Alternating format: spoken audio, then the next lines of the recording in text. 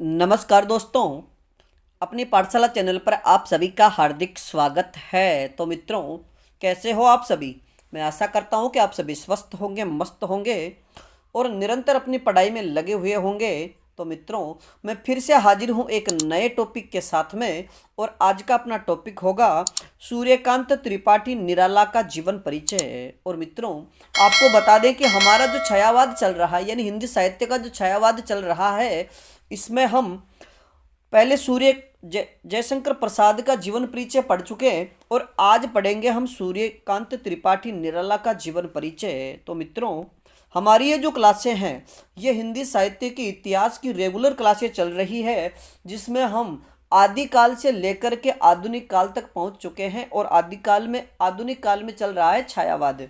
तो मित्रों, शुरू करें आज की क्लास का ये पहला प्रश्न। नए कवियों का गोरखनाथ किसे कहा जाता है। नए कवियों का गोरखनाथ किसे कहा जाता है। तो इसका सही उत्तर होगा सूर्यकांत त्रिपाठी निराला को। अगला प्रश्न, सूर्यकांत त्रिपाठी निराला का जन्म कब हुआ। सूर्यकांत त्रिपाठी निराला का जन्म कब हुआ। तो इसका सही उत्तर होगा 21 फरवरी 1899 ईस्वी को बंगाल की जो महिसादल रियासत थी, वहाँ के मेदिनीपुर जिले में। यानी सूर्यकांत त्रिपाठी निराला का जन्म 21 फरवरी 1899 ईस्वी को बंगाल के महिसादल की जो मेदिनीपुर रियासत थी, यानी इनके ननिहाल में इनका जन्म हुआ था। और मित्रों, इनके निधन की बात करें तो सूर्यकांत त्रिपाठी निराला का निधन 15 अक्टूबर 1961 ईस्वी को इलाहाबाद में हुआ।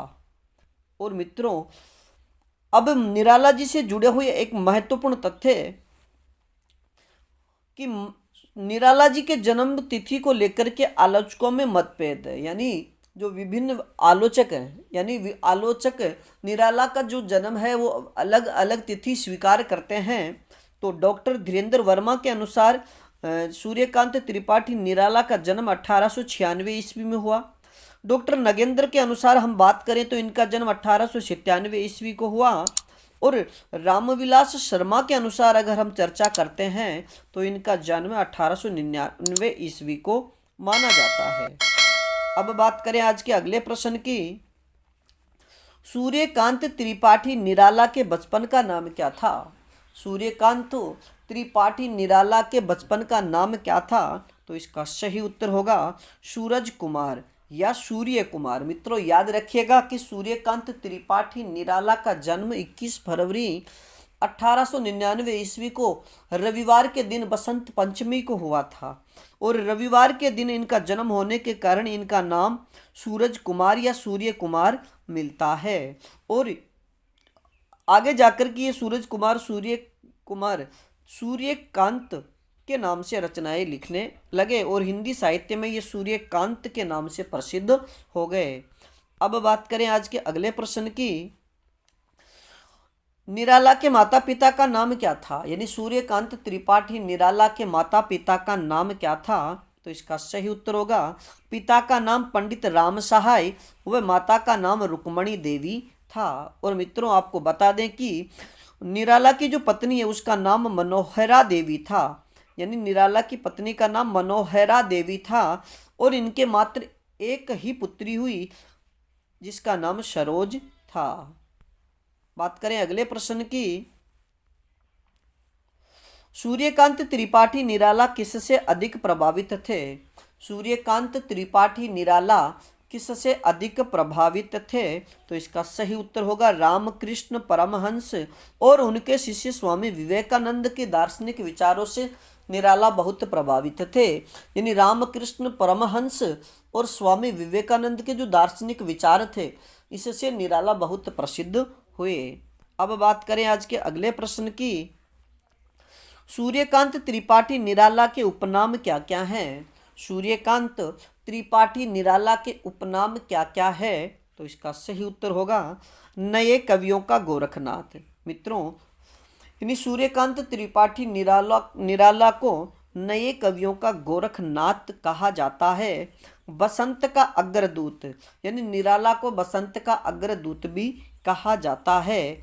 और छायावाद प्रगतिवाद और प्रयोगवाद का ये पथ प्रदर्शक कवि भी माने जाते हैं। कि सूर्यकांत त्रिपाठी निराला छायावाद, प्रगतिवाद और प्रयोगवाद के पथ प्रदर्शक कवि भी माने जाते हैं। तो बात करें आज के अगले उपनाम की, महाप्राण, यानी सूर्यकांत त्रिपाठी निराला को महाप्राण नाम से भी जाना जाता है। और मित्रों याद रखिएगा कि सूर्यकांत त्रिपाठी निराला को महाप्राण नाम गंगा प्रसाद पांडेय के द्वारा लिखा गया जो आलोचनात्मक ग्रंथ है, यानी गंगा प्रसाद पांडे ने निराला के ऊपर एक आलोचनात्मक कृति लिखी, उसमें उन्होंने इनका नाम महाप्राण दिया है। तो इन्हें महाप्राण के नाम से भी जाना जाता है। छायावाद का सलाका पुरुष, और सूर्यकांत त्रिपाठी निराला को छायावाद का सलाका पुरुष भी कहा जाता है। और छायावाद का रुद्र व महेश भी निराला को कहा जाता है। अगर आपसे प्रश्न पूछा जाए कि छायावाद का रुद्र या महेश या शिव किसे कहा जाता है, तो इसका सही उत्तर होगा सूर्यकांत त्रिपाठी निराला को। और मित्रों आप सभी से एक प्रश्न कि जयशंकर प्रसाद को छायावाद का ब्रह्मा कहा जाता है, तो छायावाद का विष्णु किसे कहा जाता है? इस प्रश्न का उत्तर आप हमें कमेंट्स में दीजिए। बात करें आज के अगले प्रश्न की, मुक्तक छंद के प्रवर्तक कौन माने जाते हैं? मुक्तक छंद के प्रवर्तक कौन माने जाते हैं? तो इसका सही उत्तर होगा सूर्यकांत त्रिपाठी निराला। और मित्रों याद रखिएगा कि मुक्तक छंद को केचुआ छंद या रबर छंद भी कहा जाता है। मुक्तक छंद को केचुआ छंद या फिर रबर छंद भी कहा जाता है। बात करें अगले प्रश्न की, सूर्यकांत त्रिपाठी निराला ने किस छंद को हिंदी का जातीय छंद कहा है? सूर्यकांत त्रिपाठी निराला ने किस छंद को हिंदी का जातीय छंद कहा है? तो इसका सही उत्तर होगा कवित्त छंद को। और मित्रों आप सभी से एक महत्वपूर्ण प्रश्न कि हिंदी के किस कवि को जातीय कवि कहा जाता है, यानी हिंदी के किस कवि को जातीय कवि कहा जाता है? इस प्रश्न का उत्तर आप हमें कमेंट्स में दीजिए। बात करें अगले प्रश्न की, सूर्यकांत त्रिपाठी निराला ने कौन कौन से पत्रों में संपादन कार्य किया? कि सूर्यकांत त्रिपाठी निराला ने कौन कौन से पत्रों में संपादन कार्य किया? तो इसका सही उत्तर होगा समन्वय, मतवाला और सुधा। यानी सूर्यकांत त्रिपाठी निराला ने समन्वय, मतवाला और सुधा पत्रिकाओं में संपादन का कार्य किया। आप इसे एक ट्रिक के माध्यम से भी याद रख सकते हो, और वो ट्रिक है समसू। यानी इन्होंने समन्वय, मतवाला और सुधा नामक पत्रिकाओं में संपादन का कार्य किया। तो मित्रों याद रखिएगा कि निराला नामक यानी रंगीला नामक पत्र के निराला जी संपादक, यानी रंगीला नामक जो पत्र था उसमें ये संपादक भी थे, लेखक भी थे और प्रूफ रीडर के रूप में भी ये कार्य करते थे। अब बात करें अगले प्रश्न की, सूर्यकांत त्रिपाठी को निराला नाम किस पत्रिका के संपादन के बाद मिला? यानी सूर्यकांत त्रिपाठी को जो निराला उपनाम है यह किस पत्रिका के संपादन के बाद में मिला? तो इसका सही उत्तर होगा मतवाला पत्रिका के बाद में। मित्रों याद रखिएगा कि सूर्यकांत त्रिपाठी जब मतवाला पत्रिका का संपादन कार्य करते थे तब उन्हें निराला नाम दिया गया। अगला प्रश्न, साहित्य जगत में कबीर जैसे अक्खड़ एवं निराला जैसा दाखड़ देखने को नहीं मिलता, यह पंक्ति किसकी है? कि हिंदी साहित्य या साहित्य जगत में कबीर जैसे अक्खड़ एवं निराला जैसा दाखड़ देखने को नहीं मिलता, यह पंक्ति किसकी है? तो इसका सही उत्तर होगा हजारी प्रसाद द्विवेदी की। अब बात करें आज के अगले प्रश्न की, आधुनिक यानी निराला आधुनिक हिंदी साहित्य के डिक्टेटर थे। यानी सूर्यकांत त्रिपाठी निराला आधुनिक हिंदी भाषा के डिक्टेटर थे। निराला के विषय में यह पंक्ति किसने कही? तो इसका सही उत्तर होगा द्वारका प्रसाद सक्सेना ने। और मित्रों आपसे एक प्रश्न कि वाणी का डिक्टेटर या भाषा का तानाशाह किसे कहा जाता है? इस प्रश्न का उत्तर आप हमें कमेंट्स में दीजिए। अब बात करें आज के अगले प्रश्न की। निराला ओज और औदात्य, यानी निराला ओज, औदात्य और विद्रोह के कवि हैं।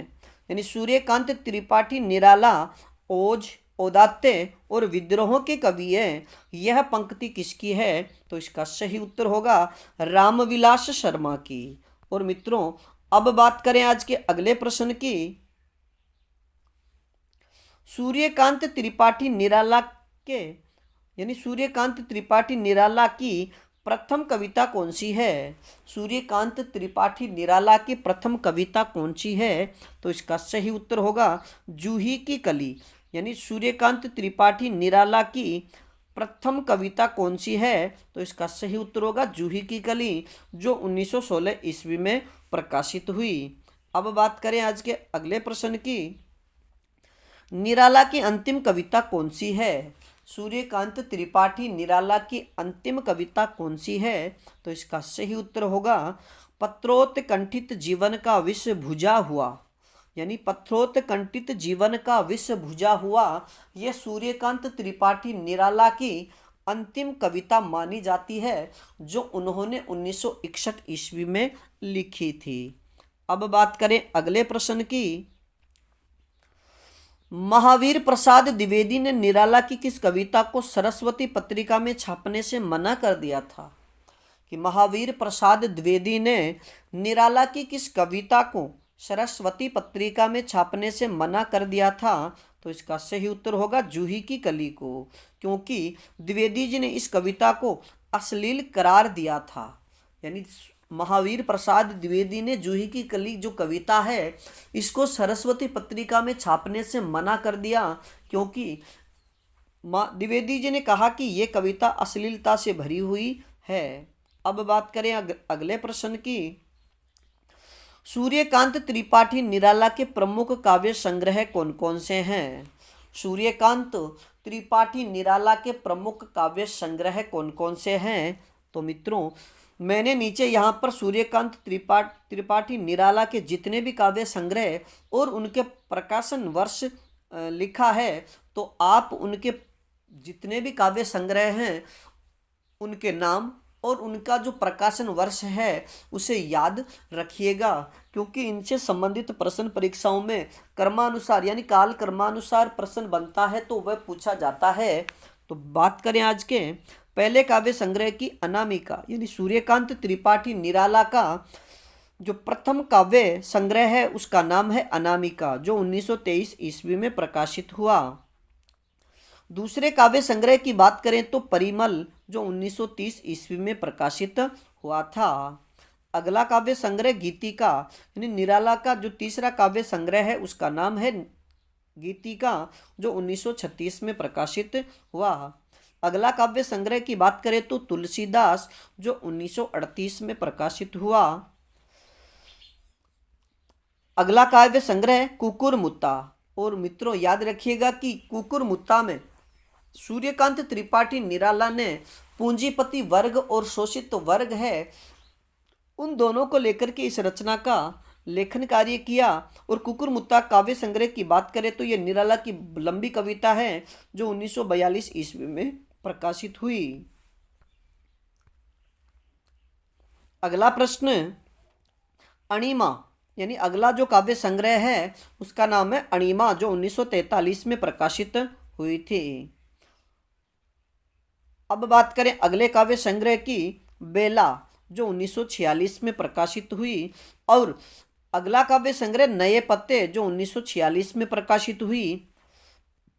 अर्चना, यानी इनकी अगली जो रचना है उसका नाम है अर्चना, जो 1950 में प्रकाशित हुई। और मित्रों अगले काव्य संग्रह की बात करें तो उसका नाम है आराधना, जो 1953 में प्रकाशित रचना है। और अगली रचना की बात करें तो गीत गुंज, जो 1954 में प्रकाशित हुई।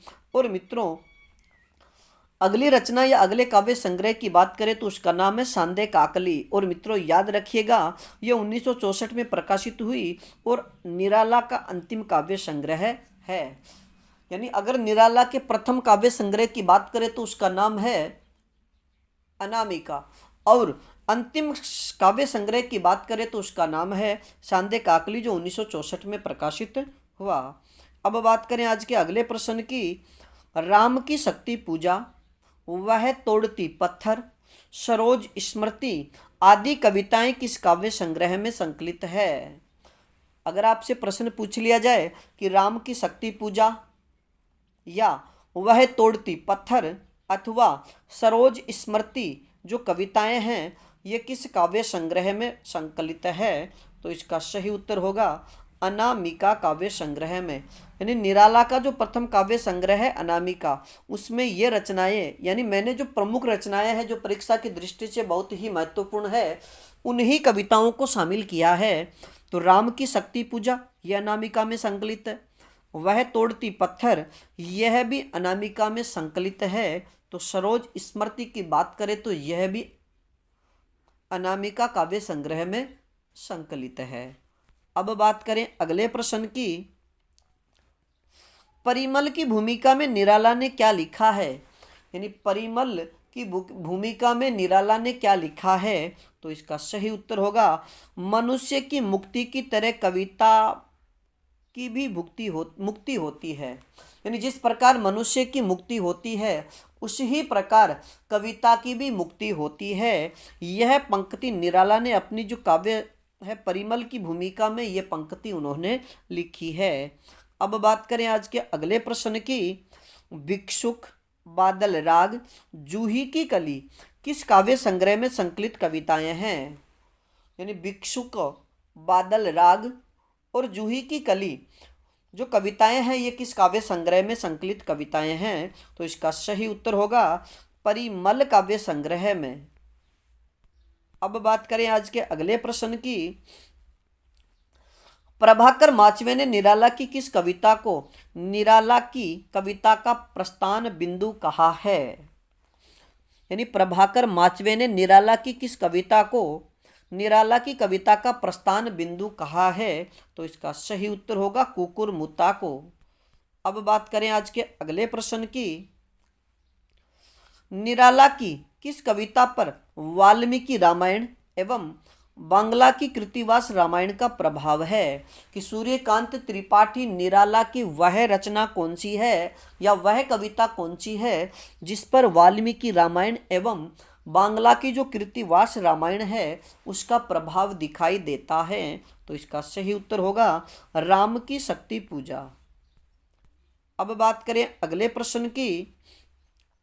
राम की शक्ति पूजा की भाषा के विषय में किसने कहा कि यह सांप झाड़ने का मंत्र है? कि राम की जो शक्ति पूजा कविता है इसकी जो भाषा है उसके विषय में किसने कहा कि इसकी भाषा तो सांप झाड़ने का मंत्र मात्र है, तो इसका सही उत्तर होगा राम नरेश त्रिपाठी ने। अगला प्रश्न। सूर्यकांत त्रिपाठी निराला के प्रमुख कहानी संग्रह कौन कौन से हैं? यानी सूर्यकांत त्रिपाठी निराला के प्रमुख कहानी संग्रह कौन कौन से हैं? तो मित्रों निराला के जो प्रमुख कहानी संग्रह उनके प्रकाशन वर्ष की तिथि भी याद रखिएगा। तो सबसे प्रथम कहानी संग्रह उनका लिल्ली जो 1933 में प्रकाशित हुआ। सखी की बात करें तो ये 1935 में, शुकुल की बीबी की बात करें तो ये 1941 में, और अगली कहानी संग्रहों की बात करें तो देवी जो 1948 में और चतुरी चमार जो 1945 में संकलित हुआ। मित्रों निराला के जो प्रमुख काव्य संग्रह एक तो लिल्ली, सखी, शकुल की बीवी, देवी और चतुरी चमार, और इनके प्रकाशन वर्ष इनके सामने लिखे हुए हैं। तो और जो सखी काव्य संग्रह है इसी का संशोधित रूप चतुरी चमार है जो 1945 में प्रकाशित हुई। अब बात करें आज के अगले प्रश्न की।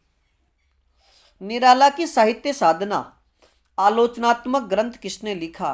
कि सूर्यकांत त्रिपाठी निराला के जीवन पर निराला की साहित्य साधना नामक आलोचनात्मक रचना किसने लिखी? तो इसका सही उत्तर होगा रामविलास शर्मा ने। और मित्रों, जो निराला की साहित्य साधना है ये 3 भागों में लिखी हुई है।